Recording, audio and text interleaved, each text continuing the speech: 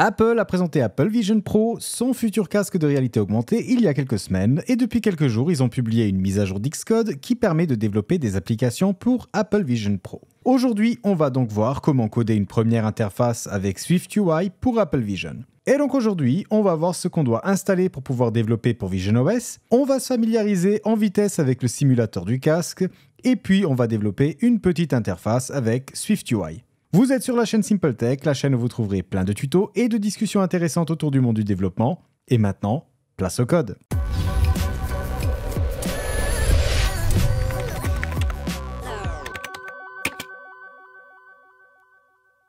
Si vous avez cliqué sur la vidéo et que vous êtes encore là, je pars du principe que vous connaissez déjà le casque de réalité mixte proposé par Apple et que ce qui vous intéresse est de voir ce que vous devez faire pour coder une première application pour visionOS. Je ne vais donc pas revenir sur toutes les caractéristiques du casque car de 1, il y a déjà plein de youtubeurs qui en ont parlé et de 2, Apple a de belles vidéos marketing pour ceux que ça intéresse. Donc commençons tout de suite par les prérequis pour que vous puissiez vous lancer dans le développement de votre application. Tout d'abord, il va falloir vous rendre à l'adresse developer.apple.com, vous trouvez les liens bien entendu dans la description, et la première chose à avoir est une Apple ID. L'Apple ID vous permettra de vous connecter au portail de développeurs d'Apple où vous trouverez tous les outils dont vous aurez besoin pour programmer votre application visionOS. Petite précision, l'Apple ID vous permettra de télécharger les ressources nécessaires pour développer votre application, mais si à un moment vous souhaitez déployer votre app, dans ce cas-là, il vous faudra rejoindre le programme développeur qui coûte 99 € par an. Sans ça, vous ne pourrez pas déployer vos applications dans le store. Une fois connecté avec votre Apple ID, il faudra télécharger Xcode.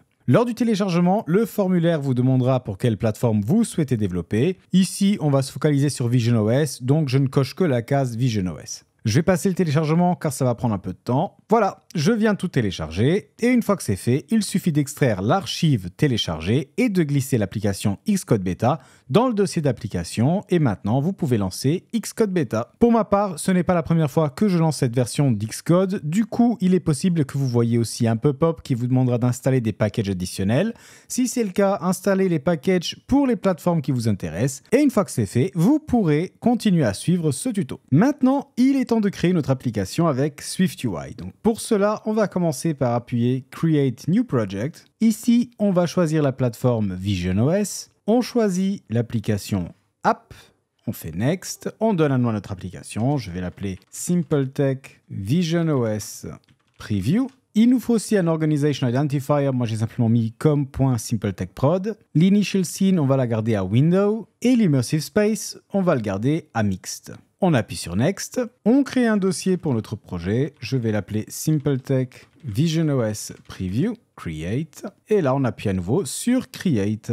Et voilà, nous avons une première vue qui s'affiche dans le simulateur. Laissez-moi agrandir cette vue.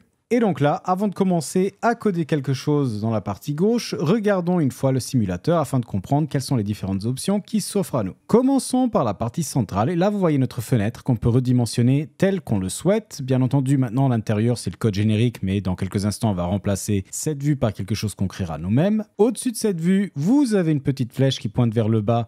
Si vous cliquez dessus, vous pouvez accéder à un menu, à partir duquel vous pouvez voir votre Home avec toutes les applications qui sont déjà préinstallées, ainsi que le Control Center et le centre de notification. Ensuite, en dessous de notre fenêtre, vous avez cette petite barre qui vous permet de déplacer la fenêtre où bon vous semble dans l'espace 3D. Et pour finir, en bas du simulateur, vous avez plusieurs options que vous pouvez utiliser afin de naviguer dans votre vue. La première vous permet de faire un reset de la vue et de la réinitialiser. Le deuxième vous permet d'entrer dans un mode où vous pouvez sélectionner les divers objets qui sont affichés à l'écran. Je ne sais pas trop encore à quoi ça sert. Probablement que ce sera plus utile quand on commencera à faire de la 3D dans visionOS. Revenons à la vue normale. Ensuite, vous avez ici la possibilité d'agrandir ou de diminuer l'écriture de votre contenu. Moi, je vais le garder par défaut. À côté, vous avez un drop-down pour choisir le device sur lequel vous voulez lancer votre programme. Et puis, on a ici quelques options pour naviguer dans la vue. Donc, la première, c'est une option de pointeur qui nous permet d'interagir avec les différents éléments de notre vue. Le deuxième bouton nous permet de regarder autour de nous.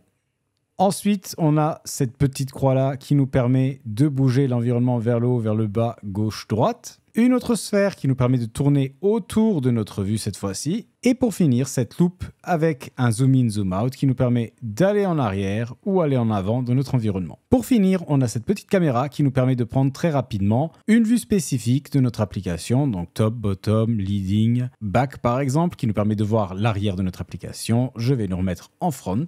Et voilà, nous avons fait le tour du simulateur et maintenant nous pouvons commencer à modifier cette vue afin de créer notre propre application. La première chose que je vais faire, c'est effacer un peu tout ce code qui ne va pas nous servir. Donc effaçons ça tout de suite et vous verrez ici à la droite que notre vue se met à jour automatiquement. Donc là, on a notre Navigation Split View qui est tout d'un coup complètement vide. Je n'ai rien eu à faire. J'ai juste modifié mon code ici et la vue s'est automatiquement mise à jour. Maintenant, on va créer deux sous-vues qu'on va utiliser ensuite dans notre Navigation Split View. Pour cela, on va dans File, on fait New, File, et ici, on va choisir SwiftUI View. On clique sur Next, on doit donner un nom à notre vue. Je vais l'appeler Profile View.swift. On clique Create, et voilà, nous avons notre vue qui va bientôt être prévisualisée. Comme vous le voyez, il est assez compliqué de voir cette preview étant donné qu'on a un texte blanc qui flotte comme ça par-dessus notre environnement sans aucun background, mais ça, on peut le corriger ici dans notre preview en rajoutant un .glass background effect. Je l'admets, c'est toujours pas très visible, mais on va rajouter du code et ça va tout de suite devenir beaucoup plus simple à visualiser. Ici, pour notre page de profil, ce que je veux, c'est avoir une vue horizontale, donc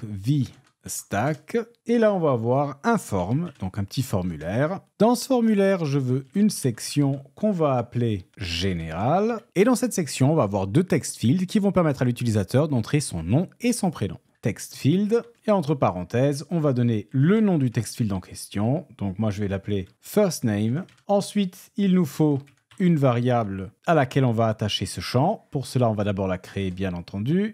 Donc, c'est une variable d'état, donc un arrobase state private var. On va l'appeler firstName et on va l'initialiser avec une chaîne de caractères vide. On va tout de suite faire la même chose pour la variable lastName, donc state private var lastName est égal à une chaîne de caractères vide. Et donc là, dans notre text field, on va dire text double point. Et là, on fait notre binding à firstName. On va faire la même chose, donc un text field pour le lastName text, cette fois-ci, on fait le binding à lastName. Et pour finir, si l'utilisateur a entré un prénom et un nom, on veut qu'un message bonjour suivi du nom d'utilisateur s'affiche. Pour cela, on va faire un if firstName différent de la chaîne de caractères vide and lastName également différent de la chaîne de caractères vide. Et dans ce cas-ci, on va afficher un texte dans une nouvelle section, une section qu'on va cette fois-ci appeler Greetings, donc section qui aura un header.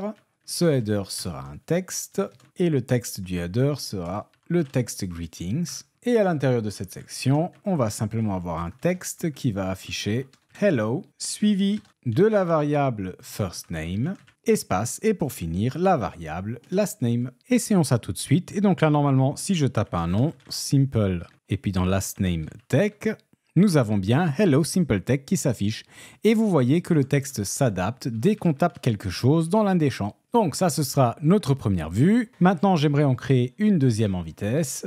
Donc à nouveau, on fait un File, New File, SwiftUI View. Et cette vue, on va l'appeler Developers View. On clique Create. Là, à nouveau, afin qu'on puisse mieux voir notre preview, je vais rajouter le Glass Background Effect. Et ici, je vais simplement vouloir afficher une liste de développeurs suivie de leur spécialisation. Donc la première chose que je vais faire, c'est créer une variable qui va contenir donc, le tableau de tous ces développeurs. Donc, private var developers.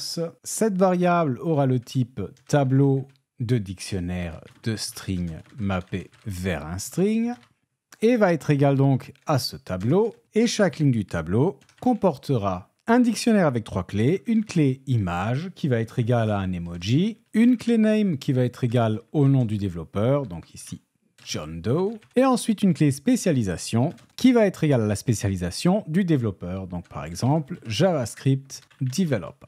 On va copier cela plusieurs fois, on change les noms, les emojis et les spécialisations comme ceci. Et maintenant, on va pouvoir s'attaquer à notre code. Donc ici, dans notre body, on va enlever ce texte car on n'en a plus besoin. On aura à nouveau une vstack. Dans ce vstack, on va avoir une liste. La liste va itérer à travers tous les développeurs qu'on vient de créer, donc developers.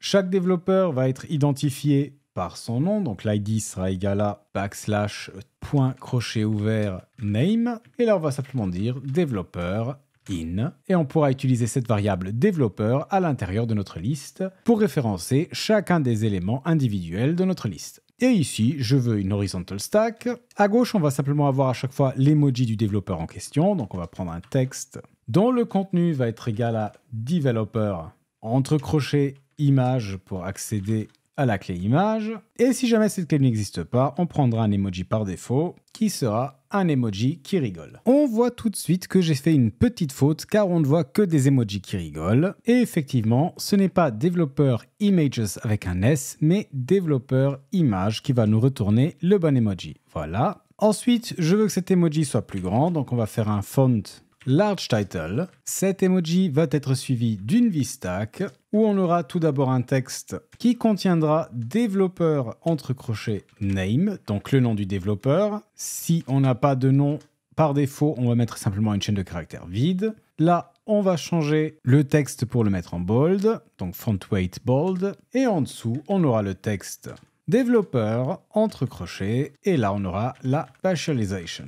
Ici aussi, par défaut, on prendra un texte vide si jamais cette spécialisation n'existe pas. Comme vous le voyez, nos textes ne sont pas alignés sur la gauche, mais ont un drôle de centrage, mais on peut corriger ça sans problème en rajoutant un paramètre à notre VStack, et on va simplement dire alignment, point leading. Voilà, c'est beaucoup mieux. Pour finir, dans notre VStack principal, on va rajouter un navigation title pour ajouter un titre à notre page, et ce titre sera Our Developers, et on va rajouter un peu de padding au tout en faisant simplement un point padding. Et maintenant, on va pouvoir utiliser cette vue dans notre vue principale, donc notre content view. Pour cela, on retourne voir notre content view. Et tout d'abord, on va avoir besoin d'une nouvelle variable d'état, donc @state var selected view, qui va simplement voir quelle est la vue qui sera sélectionnée. On va par défaut sélectionner la vue avec l'index 0. Maintenant, dans notre navigation split view, on va rajouter une liste.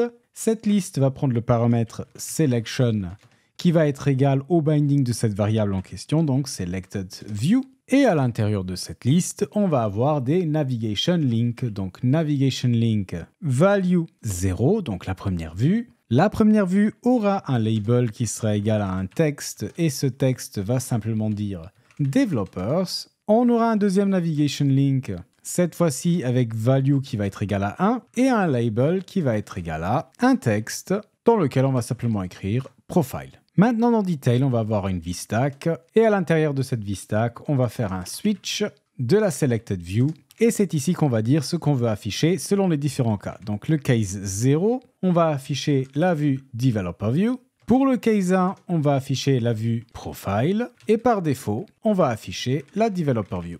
Ici, nous avons une erreur qui s'affiche, mais ne vous en faites pas, c'est parce que je n'ai pas marqué ce Selected View en tant que paramètre optionnel. Si je change ceci et que je dis que c'est un int optionnel, ça devrait corriger l'erreur. Et voilà, notre application est prête. Nous avons ici notre liste de développeurs et si j'appuie sur le bouton Profile, nous avons bien notre profil qui s'affiche. On peut taper notre nom, Simple Tech, et pour finir, le greeting est affiché Hello Simple Tech. Et voilà, c'est tout ce que je voulais vous montrer aujourd'hui, un petit aperçu de VisionOS et de comment créer votre application SwiftUI pour VisionOS. Bien entendu, cette vidéo est bien trop courte pour parler en détail de SwiftUI ou de Swift en général, mais si ce sont des choses qui vous intéressent ou que vous voulez voir plus d'applications pour VisionOS, faites-le moi savoir dans les commentaires et je ferai d'autres vidéos. En attendant, j'espère que cette vidéo vous a plu. Si c'est le cas, n'oubliez pas de me lâcher un gros pouce bleu et de partager la vidéo. N'oubliez pas aussi de vous abonner si vous ne voulez pas rater les prochaines vidéos que je sortirai. Et moi, je vous souhaite un excellent week-end. À bientôt!